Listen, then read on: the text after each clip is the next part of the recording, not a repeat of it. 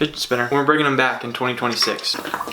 The Ibanez Tube Screamer. Yes, that's right. I don't like it very much. I've never really had good experiences with the Tube Screamer. It always just kind of sounds really boring to me. And whenever you say you don't like the Tube Screamer, people are always like, well, no, like you're just not using it the right way. You have to use it in this really weird, niche, particular way to actually get it to be usable. And why on earth would I want to pedal where I have to jump through a bunch of hoops to make it sound good? But until recently, I've never really owned my own Tube Screamer, so I figured I would do a whole video where I just try to convince myself that the Tube Screamer is actually good and see if I can find some ways to use it that might actually change my opinion on the Tube Screamer. Trust me, I want to like this pedal so bad. It is one of the most iconic guitar pedals of all time, used by a billion bajillion different guitarists and musicians, and I just really have not understood the hype. So hopefully today we can try to understand it, maybe. Okay, so a little bit of background about the Tube Screamer. There's a few different versions of the Tube Screamer. The original one is the TS808. The TS808 was manufactured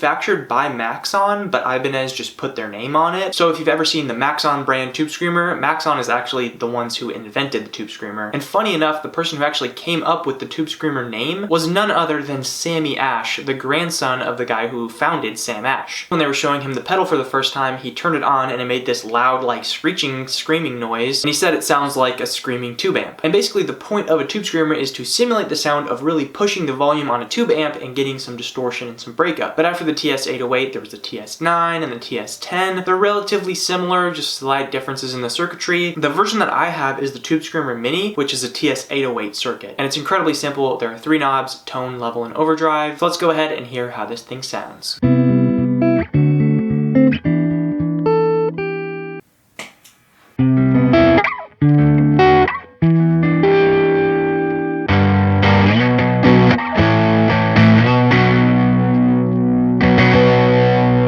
Now let's go full drive.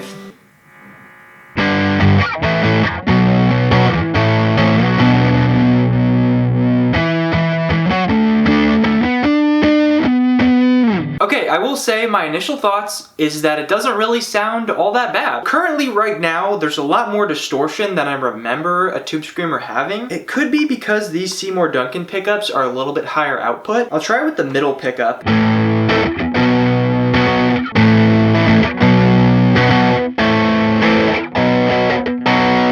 It does sound like on the middle pickup there's a little bit less distortion going on, but to be honest, it all sounds pretty okay. I suppose that's an important factor that I should bring up here. The way that any given pedal sounds is going to vary a lot by how hot you're actually coming into the pedal. So if your volume is maxed out and you're using a humbucker, you're gonna get a lot more distortion, as opposed to if you're using single coils and just doing pretty low volume into the pedal.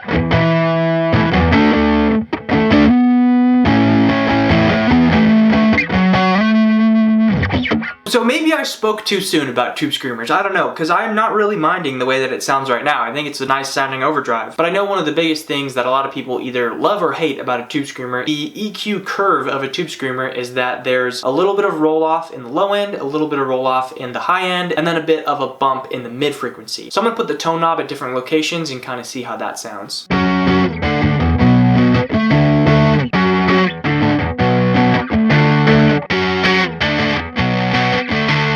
Even with the overdrive knob all the way down, you can still get a pretty nice edge of breakup sound.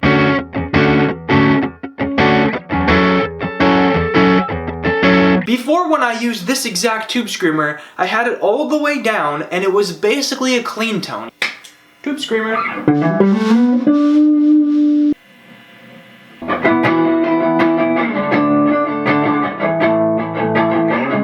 Not a huge fan of it. You didn't get any of that nice, pleasant sounding distortion that I'm getting right now. So I don't know what I'm doing differently. It might just be the guitar, but I think it sounds good. And now I'm gonna have to scrap this whole video because I kind of like the pedal now. I've always just been kind of underwhelmed and kind of didn't think it did very much to my signal, but this sounds really good. But I'm still going to try some of the other techniques and other ways to use a Tube Screamer that I've seen people do. So I know one thing that Tube Screamers are very common for is stacking them with other distortion / drive pedals. A lot of people will do this with the Rat or a Big Muff or something. I personally have a Big Muff, so we're going to see how it sounds Tube Screamer going into the Big Muff.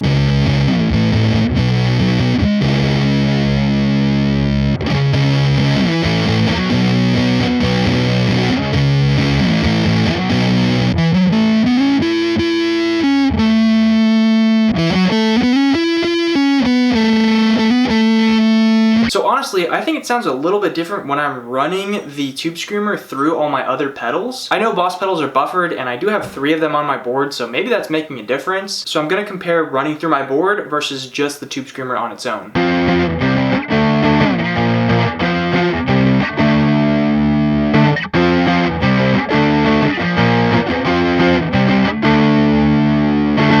I'll let you guys be the judge of that, and once I hear it in post-production, I'll be able to decide if there actually is a difference. I feel like the signal is a little bit more clear and retains a little bit more high end when you go directly into the amp, but it's not a huge difference. My one complaint that still stands is that I would like this pedal to get even more distorted. I feel like having the overdrive on 10 should give me a really, really distorted tone, and I find that a lot of the guitar YouTubers and influencers out there, they'll make videos where they're like, here's a few ways to use the Tube Screamer. It's a great pedal. By the way, my Tube Screamer is modded so that it gets way more distorted than the original pedal, and then it's like, okay, so it's not really a Tube Screamer then, because it can do things that a normal Tube Screamer can't do. But I think the distortion sounds really nice on this thing. I would just like a little bit more of it. So I think the final test that I have to do here is put the Tube Screamer up against my personal favorite overdrive, the Boss SD1. I just want to compare how similar they sound and if they can do kind of some of the same things.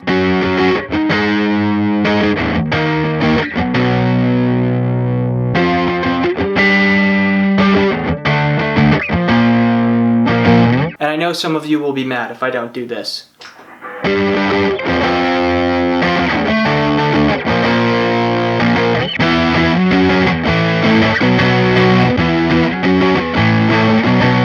So you can clearly tell side by side there that the SD1 gets way more distorted than the Tube Screamer, which is kind of what I like about it and sort of my gripe with the Tube Screamer.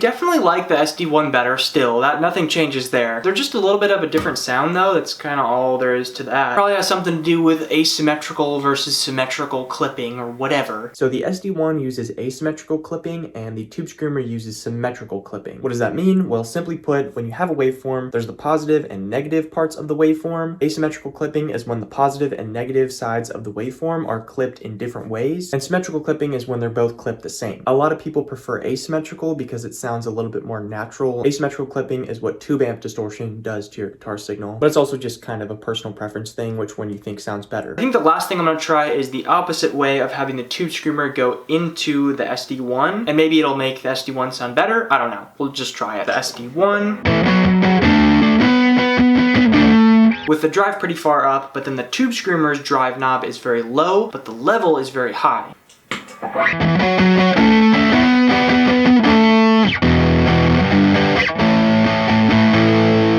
So I definitely noticed that doing that cleans up the low end a lot when I play this low E chord. And I have heard that a lot of metal guys will like to use the Tube Screamer for that reason. They'll go into their very distorted pedal just to get a little bit of a tighter chug kind of sound.